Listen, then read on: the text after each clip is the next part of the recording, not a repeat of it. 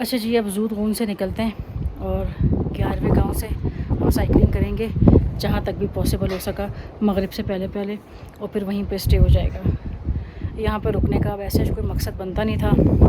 बाबा बूंदी मैंने विज़िट कर लिया और यहाँ ऐसे कुछ अब है नहीं, तो सोचा कि जितना टाइम है उसमें आगे जाके साइकिलिंग की जाए और वहीं पे स्टे करके कल सुबह 5:30 या 6 बजे गाड़ी आएगी, वहाँ से पिक करेगी, सुस लेके जाएगी। तो अभी निकलते हैं, रास्ते में ही खाना भी खाएंगे और व्यूज़ भी इंजॉय करते हैं, लोगों से भी मिलते हैं।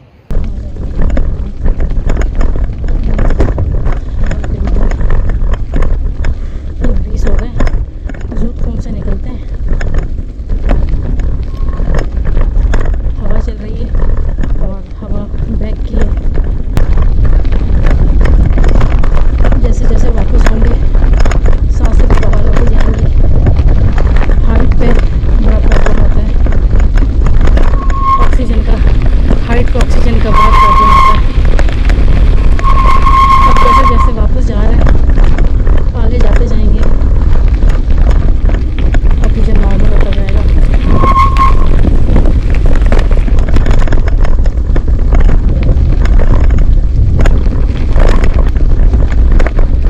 यहाँ का तो मेरा दूर दूर तक प्लान नहीं था कि मैंने साइकिलिंग करनी है, लेकिन जब पंजाब पास का प्लान नहीं बन सका, वहाँ का नहीं हो सका, तो फिर मैंने सोचा कि टाइम ज़ाया किए बिना इस जगह को एक्सप्लोर कर लिया जाए और जितनी साइकिलिंग हो सके हम कोशिश करेंगे ताकि एक छोटा सा ख्वाब पूरा हो जाएगी, बात पूरी हो जाएगी, मैंने यहाँ पर भी साइकिलिंग की है।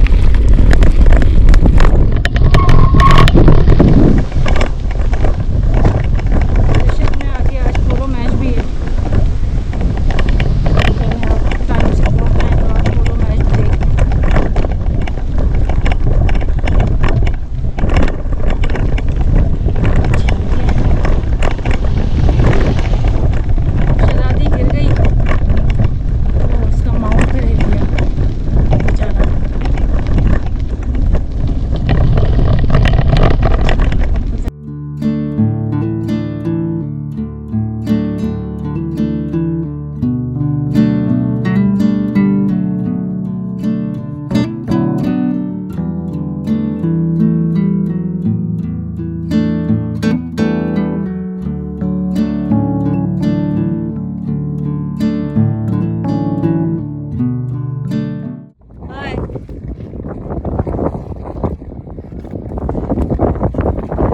ये आपका स्कूल है?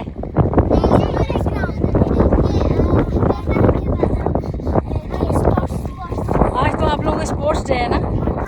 एक कल और कल भी है।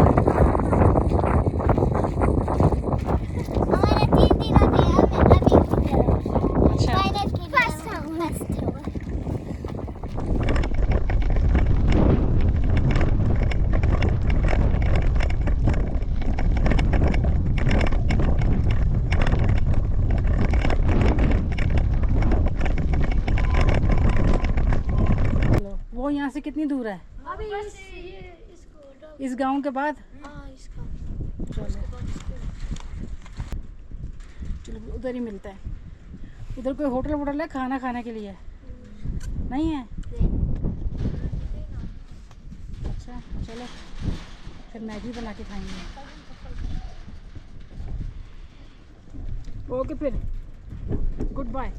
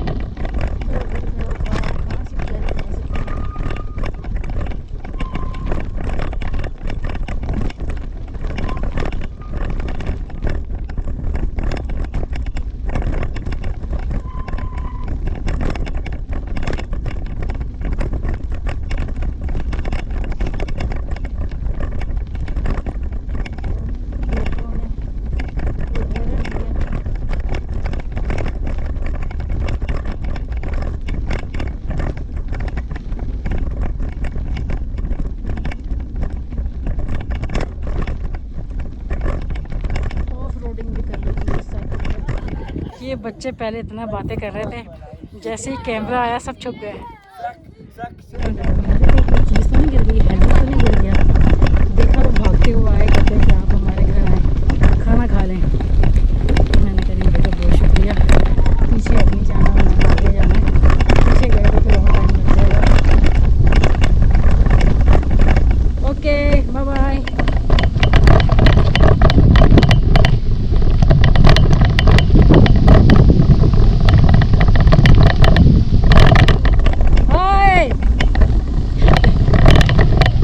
ठीक ठाक, आप ठीक है?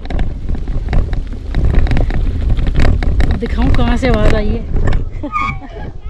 ये देखें, वो सामने खड़े हैं।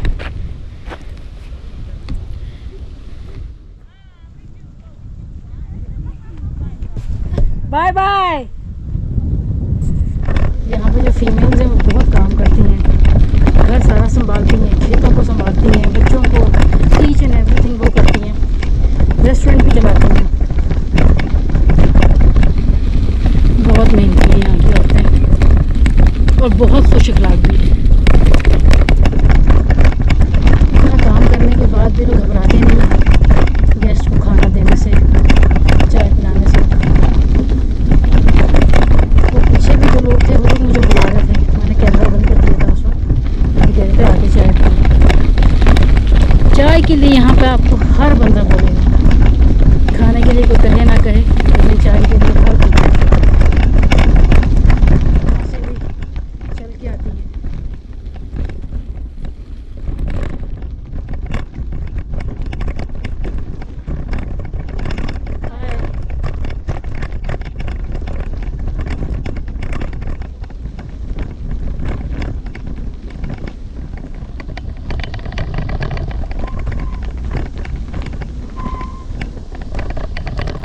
ये देखिए, मैंने यहाँ पे ना एक घर है, मैंने उनसे कहा मुझे स्पून दे दें, स्पून नहीं थी मेरे पास। मैंने कहा खाना बना के मैगी बना के खाऊं, भूख बहुत शदीद लगी है। तो इन बच्चियों ने कहा हमें अपनी साइकिल दे दे, हम चलाएंगे। कह रहे हमारे घर चले खाना खाएं। कमीर गाँव कहाँ पे है? क्या चीज़? कमीर गाँव। कम्पीर दियोर। हाँ पीछे पीछे रह गए, पीछे रह गए। गाँव है वो। हाँ हाँ वही। कितना पीछे है? ये कोई आपको लगेगा 10 मिनट या 15 मिनट में भी। अभी तो मेरा आना हुआ है वहाँ से। चले आप घर चले। हाँ चाय पी। बहुत शुक्रिया सर, थैंक यू। चुपरसन हुंजा का एक बुलंदोबाला और रूहानी फ़िज़ा वाला इलाका है, जहाँ वक्त के साथ साथ कई अजीम वाक़यात और दास्तानें जन्म लेती रही हैं। इन्हीं में एक कहानी कम्पीर देओर के गांव की है। कम्पीर मतलब बूढ़ी, देओर मतलब गांव। एक गांव जो कभी खुशहाल था, मगर गुरूर नाशुक्री ने इसे तबाही के दहाने पर पहुंचा दिया। कहा जाता है गांव के लोग अल्लाह ताला की नेमतों के बावजूद तकब्बर और नाशुक्री का शिकार हो चुके थे।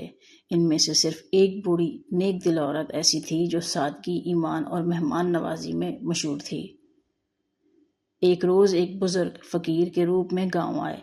पूरे गांव ने इनकी तौहीन की, इनसे मुंह मोड़ा और इनकी मदद न की, मगर वो बूढ़ी औरत जो खुद भी गरीब थी उन्हें इज्जत से घर ले आई और एक पत्थर के चटे हुए प्याले में थोड़ा सा दूध पेश किया।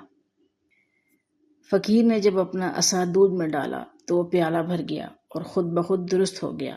फ़कीर ने जाने से पहले उस खातून से कहा कि वो अगली सुबह अपनी तमाम चीज़ें इकट्ठी करे और एक करीबी टीले पर चढ़कर तमाशा देखे। अगले दिन फ़कीर शानदार लिबास और घोड़े पर सवार होकर वापस आया।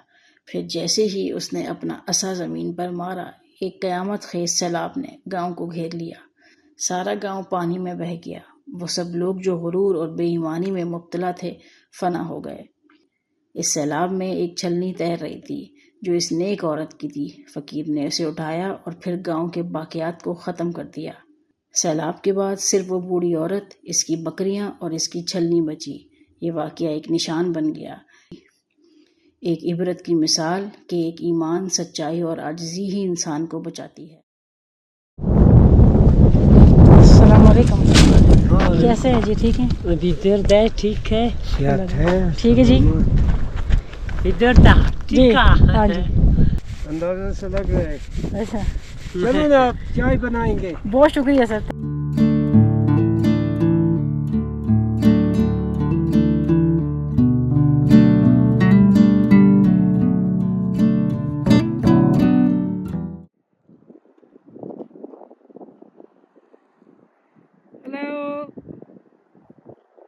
How are you?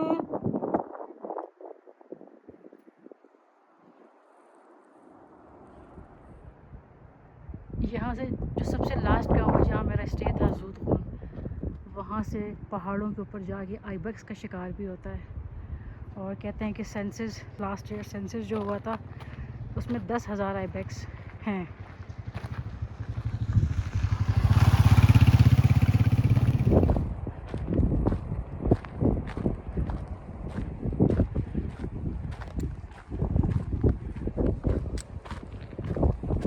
अभी मेरी आधे घंटे की वॉक और बाकी है।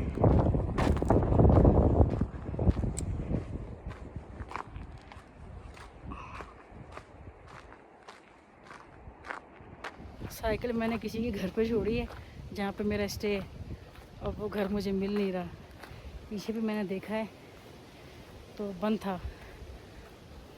निशानी तो मैंने रखी ही थी, तो भाई कह रहा था कि ट्रैक्टर खड़ा है, शायद आगे होगा। ना सुकून है, ना बंदा ना बंदे की जान, हर बंदा अपने अपने घरों में है। ये शहजादी नज़र आ गई।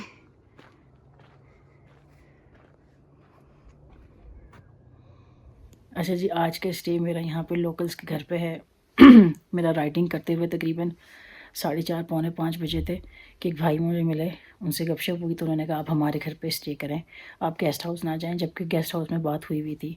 फिर मैंने इनके घर पे स्टे किया, थोड़ा सा टाइम था, मैंने वॉक की। तकरीबन 6:30 बजे यहाँ पे लाइट चली गई और अभी 9:15 है, लाइट आई है। तो मैंने सोचा मैं आपसे बात कर लूँ, उसके बाद कोई पता नहीं लाइट कब चली जाए। यहाँ पर लाइट का काफ़ी इशू है। आज का दिन भी बहुत अच्छा गुजरा, बहुत ज़्यादा एक्सप्लोर किया, एंजॉय किया, लोकल के साथ बात की, लोकल के घरों में रहे, लोकल के घर पे खाना खाया, यहाँ की हॉस्पिटैलिटी देखी। कमाल के लोग, बच्चा बूढ़ा जवान औरत मर्द, तमाम लोग बहुत अच्छे, कमाल की हॉस्पिटैलिटी, मेहमान नवाज लोग हैं। आप किसी के भी घर में बिना पूछे घुस सकते हैं, उन्हें कह सकते हैं कि जी मैंने रहना है, मुझे खाना दो, मुझे जगह दो, वो आपको रखेंगे भी, खिलाएंगे भी, आपको इज़्ज़त भी देंगे। तो मेरा तो बहुत अच्छा एक्सपीरियंस रहा। कभी भी आप लोगों को आना हो तो ज़रूर आएँ, बहुत अच्छी जगह है चेयरपर्सन। पहले से लेके आखिरी गांव यानी कि टोटल 11 गांव हैं और 11 गांव के तमाम लोग इंतहाई अच्छे हैं। मुझे इजाज़त दें, आज के लिए बस इतना ही। वीडियो अच्छी लगी हो तो लाइक मस्ट, दुआओं में याद रखें। फिर मिलते हैं एक नए सफ़र पे एक नई वीडियो के साथ। तब तक के लिए अल्लाह हाफ़िज़।